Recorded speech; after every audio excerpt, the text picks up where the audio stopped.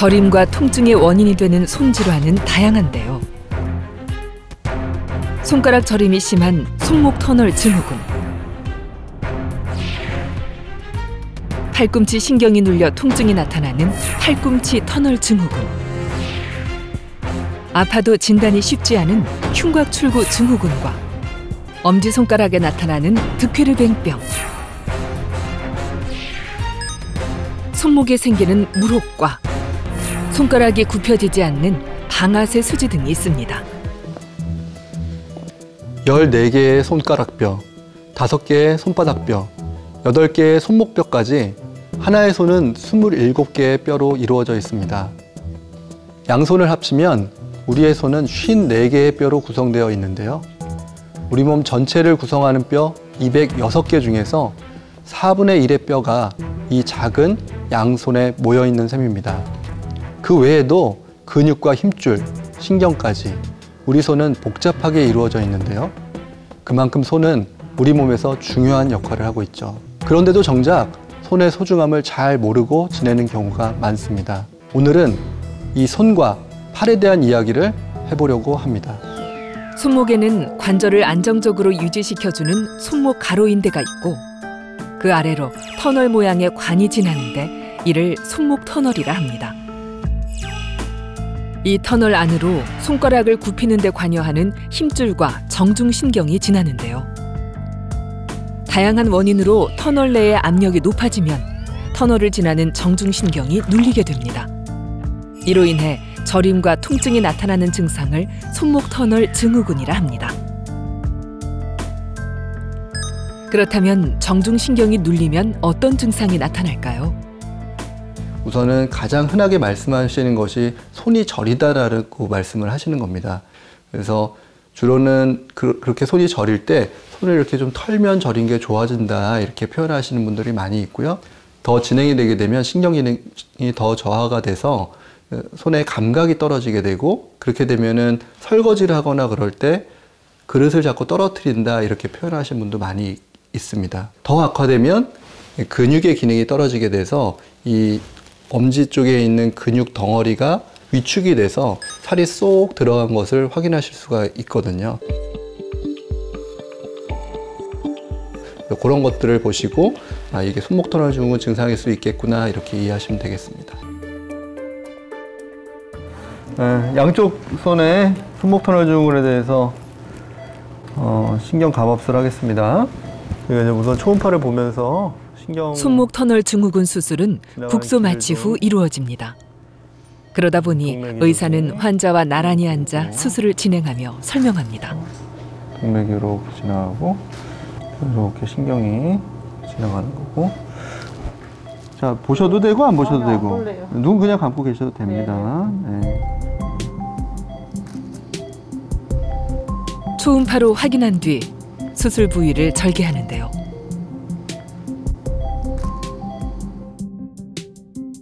가로 손목인대가 지나는 곳을 5mm 정도 절개한 후 수술 도구를 넣어 정중신경을 누르고 있는 가로 손목인대를 자릅니다. 더 이상 정중신경이 눌리지 않게 되면서 손저림과 통증도 사라지는데요. 다행히 가로 손목인대는 잘라도 손의 기능에 문제가 생기지 않습니다. 아프시거나 그러면 얘기하세요. 이제 괜찮으시죠, 그죠?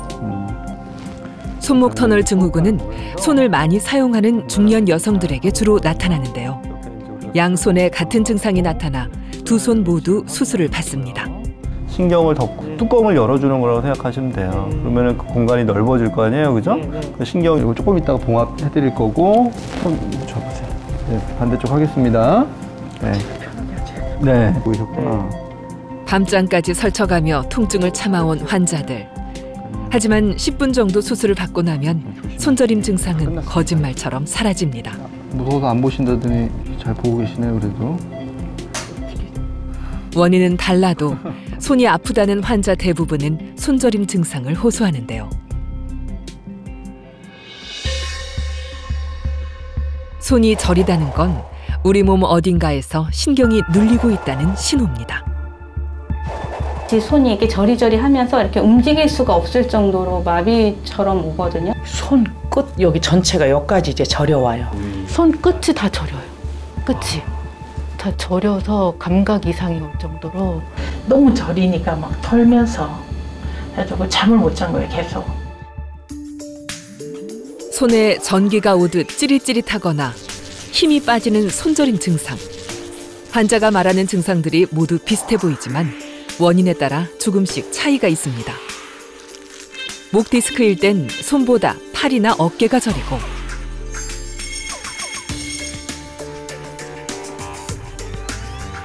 팔꿈치 터널 증후군일 땐 넷째, 다섯째 손가락이 저리며, 손목 터널 증후군일 땐 첫째부터 넷째 손가락에 저림 증상이 나타납니다. 어떤 경우든 수술로 눌린 신경을 회복시키면 대부분 저림 증상이 사라지지만 신경이 눌린 상태로 오래 방치한 경우라면 회복이 쉽지 않습니다. 아픈데 병명을 모르는 것만큼 답답한 일은 없을 겁니다. 아픈 오른손 때문에 잠도 제대로 잘 수 없었다는 최보미 씨. 정확한 병명을 찾기 위해 병원을 전전해야 했습니다. 언제부터인지 정확하게 기억이 나지는 않는데 못해도 10년은 됐어요. 처음에는 손가락이 다 안 펴지고 새끼손가락이 살짝 굽어있는 그런 느낌부터 시작을 했는데 갈수록 저리고 좀 젓가락질을 오래 못하겠더라고요. 점점 더. 저는 손가락 관절에 이상이 있다고 생각을 해서 정형외과를 갔어요. 그랬더니 촬영 같은 거 하기도 전에 제 증상만 들어보시고 이거는 목 디스크다라고 하시더라고요. 첫 병원에서는. 다른 병원에서 받았던 그 진단은 척골신경마비라고, 그건 조금 흔한 병이라고 하더라고요. 검사 결과는 정상인데 수술을 하자라는 말이 저는 조금 이해가 안 돼서 그러면서 이제 교수님을 찾게 된 거예요. 벌써 수술하고 지금 이제 1년 2개월 됐네요. 네. 이제 수술 전에 그 저리고 아프고 했던 증상들 많이 좀 좋아졌어요? 네, 많이 좋아졌고. 네, 손가락도 다 펴지고 이제. 확실히 볼까요? 주먹 한번 쥐어보시겠어요? 수술을 받은 후 오랜 시간 그녀를 괴롭히던 통증들은 거의 사라졌습니다. 다 좋아졌어요? 네, 감각은 혹시. 여기 주먹 한번 꽉 쥐어보시겠어요? 힘도 많이 좋아졌네요, 이제. 네, 일단은 저린 거는 거의 없어요. 거의 없고 불편감도 예전에는 그녀의 병명은 이름도 낯선 흉곽출구 증후군. 대체 흉곽출구란 어디를 말하는 걸까요? 등뼈와 갈비뼈, 가슴뼈와 가로막으로 이루어진 부위를 흉곽이라 하는데요. 쇄골과 첫 번째 갈비뼈 사이로 동맥과 정맥, 여러 개의 신경이 지나고 위쪽으로 사각근이 자리 잡고 있는 이곳이 흉곽이 나가는 흉곽출구입니다. 이 부위의 근육이나 신경 조직이 신경을 압박해 팔저림과 통증이 나타나는 질환을 흉곽출구 증후군이라 합니다.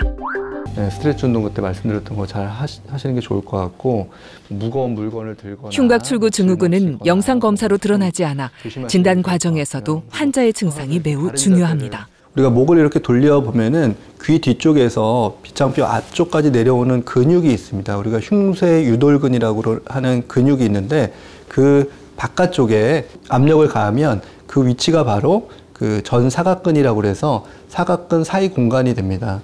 그쪽 부분에 그 압통이라고 해서 통증이 아주 심한 경우가 많고요, 환자분들이. 그리고 거기에 압력을 가했을 때 팔의 저림과 통증이 심해지는 경우가 많습니다. 저희가 팔꿈치를 90도 구부리고 어깨를 90도 바깥쪽으로 벌린 상태에서 반복적으로 주먹을 쥐었다 폈다 하는 동작을 시켜보게 됩니다. 이랬을 때 3분 이상 이 동작을 할 수 있어야지 정상인데, 이렇게 흉곽출구 증후군, 특히 신경성 흉곽출구 증후군이 있으신 분들은 팔에 피로감이라든지 팔의 통증 때문에 3분 동안 이 동작을 하실 수가 없습니다. 또 팔을 뒤로 제낀 동작을 하면서 고개를 돌려서 숙였을 때 신경 지나가는 길이 압박이 되는 자세이기 때문에 이런 자세를 취하였을 때 역시 신경 증상이 악화되는지 그런 것들을 확인을 해보게 됩니다. 팔을 많이 쓰는 직업인 교사나 치과 의사, 상체 근육을 많이 사용하는 군인과 수영 선수 등이 해당됩니다. 교통사고 이후에도 생기는 분들이 많이 있습니다. 우리가 그 추돌 사고를 당하게 되면은 목이 앞뒤로 휘청하게 되는데 그렇게 됐을 때 이 전사각근이 일부 이제 손상을 받게 되면 근육의 섬유화가 일어나게 되는데 그런 근육의 섬유화가 역시 근육을 딱딱하게 만들기 때문에 신경을 누르는 그런 원인이 될 수도 있겠습니다. 팔꿈치에는 상완골과 요골, 척골이라는 뼈가 있고 그곳을 지나는 정중신경, 요골신경, 척골신경이 있습니다. 또 그 주위를 인대와 근육, 근막 등이 덮고 있는데요. 척골신경은 팔꿈치 터널을 지나는 신경으로 여러 가지 이유로 인해 척골신경이 눌리게 되면 약지손가락과 새끼손가락에 저림과 통증이 나타나는데 이런 증상을 팔꿈치 터널 증후군이라고 합니다. 초기에는 전화기를 오래 이렇게 통화를 하다 보면 손이 저리다라고 표현하시는 분들이 많이 있거든요.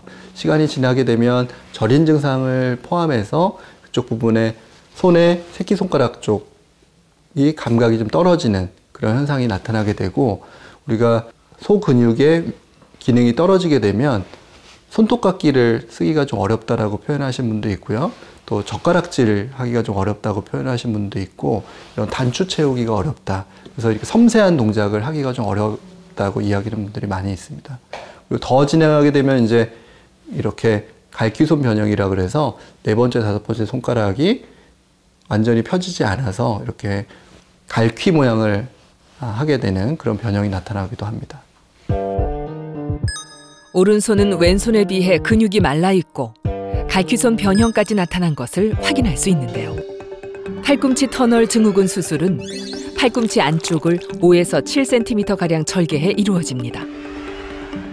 척골신경을 감싸고 있던 인대와 근막을 잘라 척골을 노출시켜 감압한 다음 근육 간 경막을 잘라 척골신경을 이동시킬 준비를 합니다. 이후 척골신경이 더 이상 눌리지 않도록 전방으로 이동시켜 근막에 고정한 뒤 봉합합니다. 팔꿈치를 90도 이상 구부리지 않고 되도록 펴고 생활하는 것이 좋습니다. 팔걸이 의자에 앉을 땐 팔꿈치 터널이 눌리지 않도록 손바닥이 위로 향하도록 합니다. 잠을 잘 때에는 배에 손을 얹지 말고 손바닥은 천장 쪽으로 펴고 자야 척골신경이 눌리지 않아 팔꿈치 건강에 좋습니다. 그 팔꿈치 터널에 도움이 되는 스트레치 운동은 조금 재밌는데요. 이렇게 그 동그라미를 만든 상태에서 손바닥이 아래를 가게 하시고 팔꿈치를 구부리면서 우리가 예전에 봉숭아 학당에서 그 맹구 씨가 했었던 동작하고 사실 비슷한데요. 이런 식으로 해서 눈으로 가져가는 이런 동작을 하게 되면은 척골신경이 위아래로 움직이면서 그 신경에 유착이 있다 그러면 유착을 풀어주는 데 좀 도움이 되는 것으로 되어 있습니다.